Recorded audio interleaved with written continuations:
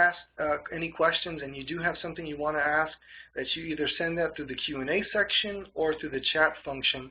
And we're going to actually answer those questions right now so that we can, address whatever folks may have on their mind here. So if you give me just a moment, I'll actually look at what has come in. And again, our apologies for the audio at the beginning. A lot of those questions were, I can't hear anything, so we're getting through that section now. So one question that we're looking at is, if I'm on the SSEL list, does that mean that I'm priority 1? Not necessarily. Essentially what that means is that you've been identified as a potential site of need, but based on the fact-finding, on the information we're getting from the form, as well as if you move into the full validation, that will determine at the end of this whether or not you are priority 1, priority 2, or ineligible. So believe it or not, on the SSEL list, we do have sites with a decent amount of external capacity, but they may have had some other issues. Maybe, for example, internal connections were insufficient. And so that SSEL list will get cleaned up over time. We're going to make adjustments as information comes into us. Right now, there's been no adjustments from the initial list, but it doesn't mean that if you're on the list that you're granted funds by any means. Let me add this. This is Terry. So we use several sources. One of our key sources was the County Office of Ed, and our question to them was, let us know the sites that had issues when they were doing the field test last spring. So in a lot of cases, a name came up whose bandwidth is going to be high enough that they're not going to be priority, but they had some issue. So with the development of one of the documents that Eddie has referenced, the sort of the priorities list or decision tree, it's got through a lot of iterations, that will help you understand.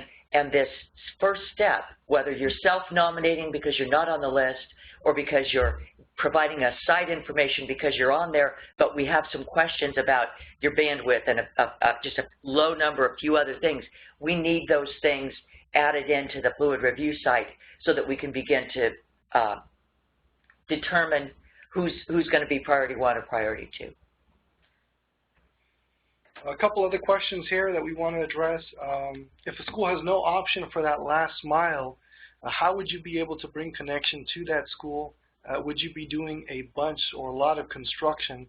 That is to be determined in many ways, based on engineering and work with providers in terms of figuring out where and what options we have available to us. Essentially, that will be determined hopefully in the near future. We certainly do expect for there to be some build, some construction.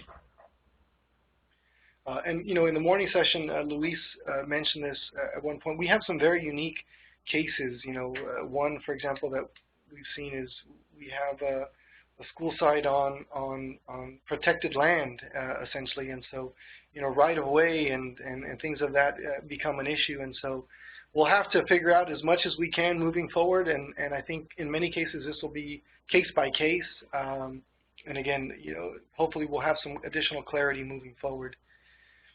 How will the request of information for selection be determined for eligible sites? Return on investment. Oh, okay. Return on investment for selection be determined for eligible sites. Example, small site may have under 100 kids compared to an eligible site that serves 1,000 kids. That's a good question. We are taking into account things such as enrollment as at least a fact-finding piece of information, but we're also looking at additional things. So, for example, we know that high schools may have a large enrollment, but only 11th graders are potentially testing or are testing at this point. And if that's the case, we also have to look at, well, how many students would essentially be testing simultaneously at one particular time. So what is the threshold number there?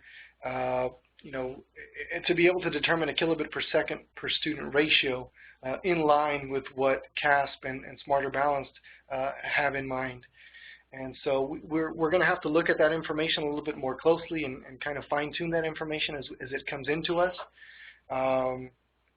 you know, in terms of return on investment, I think right now we're looking at not necessarily the biggest bang for your buck, but looking at the highest needs.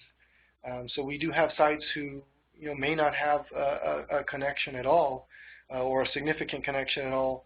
And again, we want to make sure that they're being able to successfully administer the test. So again, a lot of variables involved with that question, but with regards to the return on investment, it's going to be kind of a moving thing and probably differentiated for a lot of different sites. It says another question we've received is, I'm confused about the eligibility list. So if our sites can bring in fiber from Comcast, we're not eligible, right? That's a good question. I'm not essentially, without looking at all the facts, I don't know that we'd be able to determine that. So I would say those sites could be eligible. They could stay on the eligibility list, but if when we're looking at the eligible sites, because of the very low speeds that they currently connect by, and sites that don't have options available, like there's no provider in their area, those sites are going to end up higher up on the list than a site that has, you know, a provider nearby willing to serve is probably not going to get you as high on the list as there are no providers that serve this area. But we're not going to say that they're ineligible.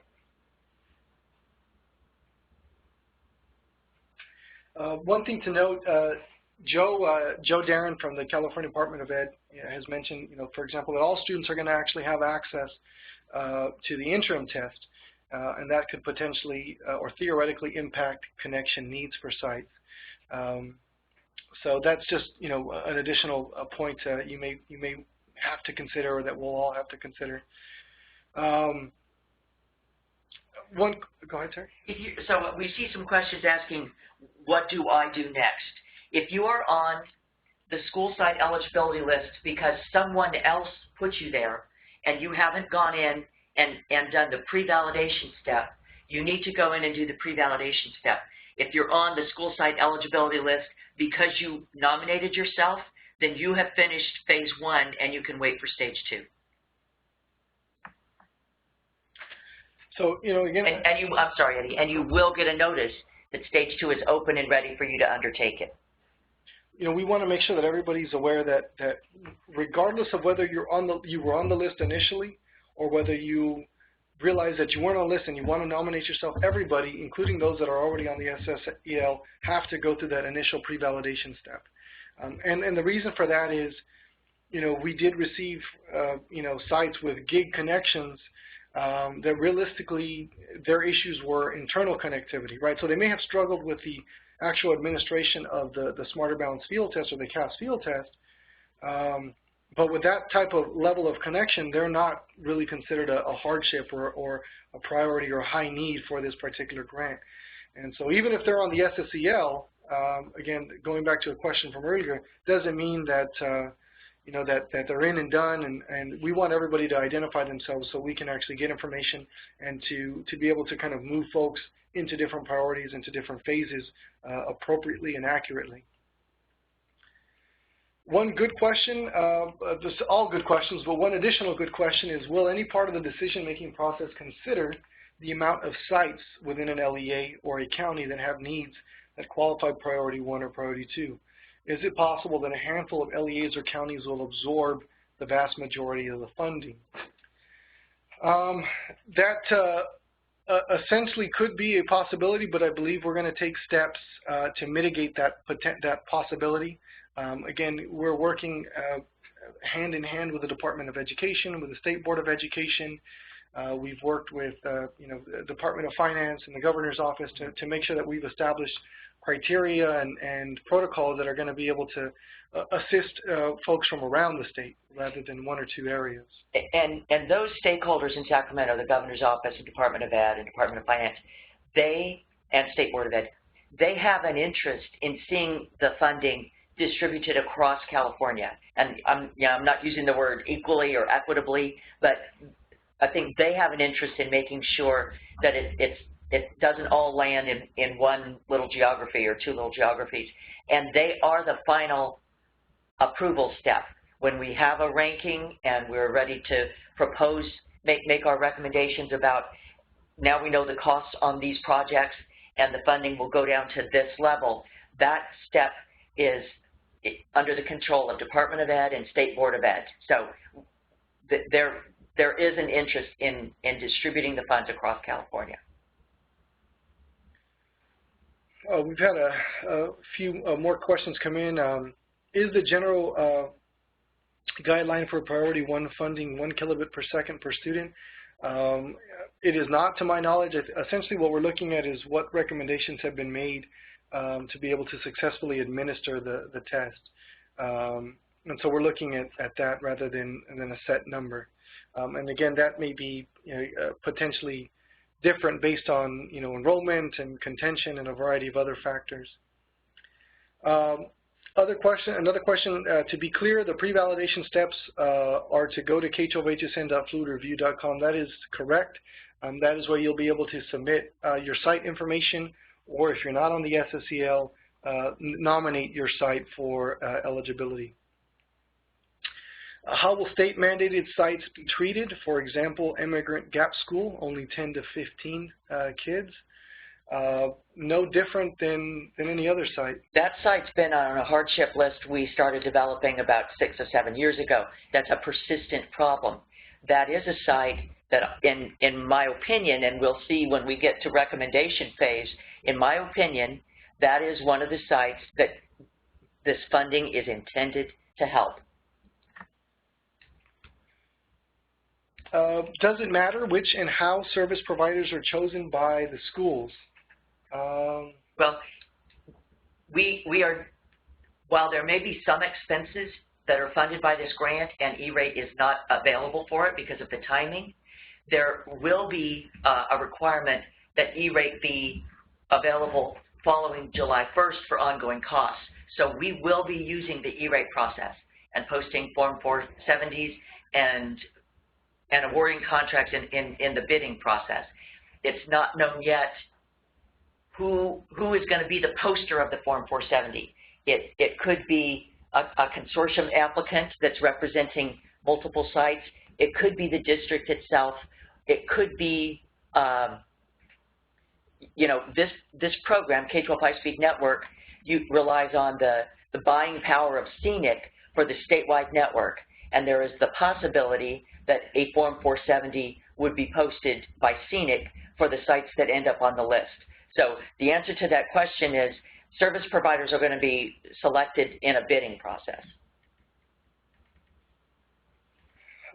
Another question, what are eligible broadband speeds? Essentially, what the things that we're looking at are hardship and scalability, realistically. So if you have a connection that is scalable, if you have fiber installed, essentially you can scale up your connection. In a lot of cases, we have sites that are maxed out, and we've seen, for example, these bundled configurations that they have no ability to kind of move up, so to speak, or they're already capped out and there's nothing else available to them, or they're using some creative solution to be able to have internet connection for their students and for their staff. So realistically, if you have a significant external connection with scalable options and your issues are internal connections, that's essentially what we're trying to avoid with this particular type of funding. Other questions with regards, I think Terry may have addressed this, is what types of service providers are you looking for? I think anybody who or all who are available and respond to a bid to be able to provide service to a site or to a district, essentially. At this point, we do know that there are sites out there that have just not had much success. They may have posted something at one point and just nothing had been returned, or didn't find a willing a provider to work with them. So we're also very aware of those issues as well. One question, so providers must be E-rate contractors. Spend holders, yes, service provider identification number holders.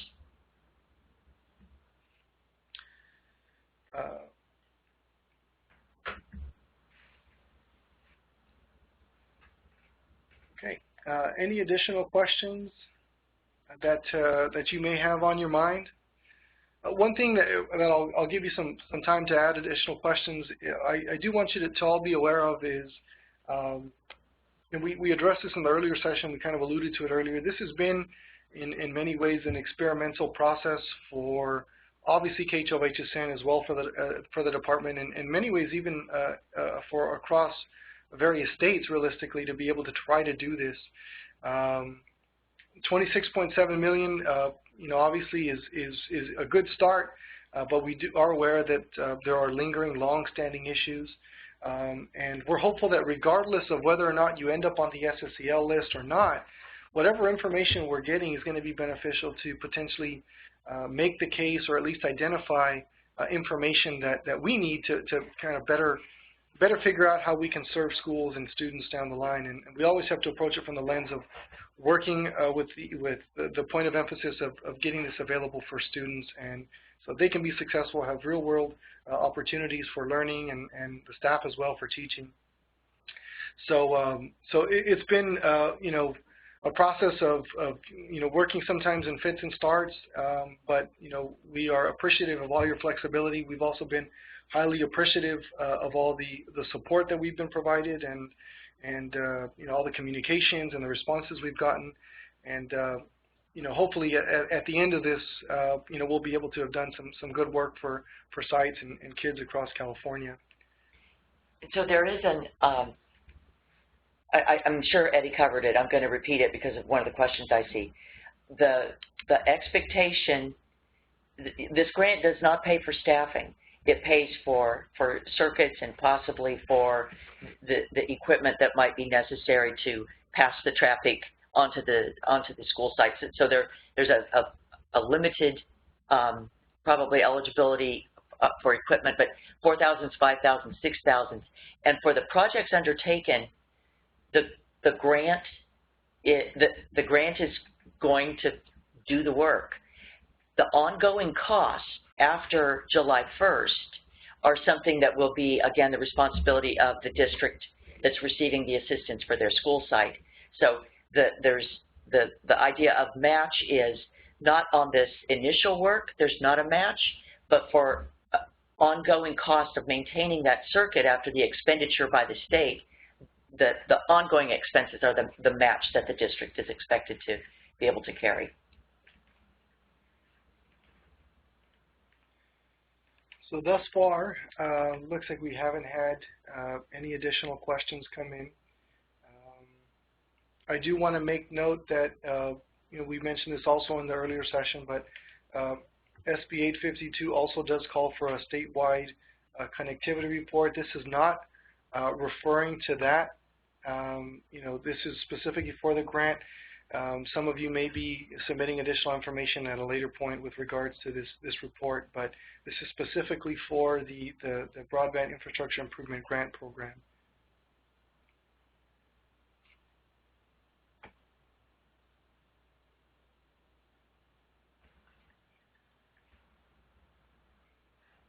So I see questions from Aspire Schools. I'll take those up offline with you, okay? All right, folks. Looks like no further questions have come in.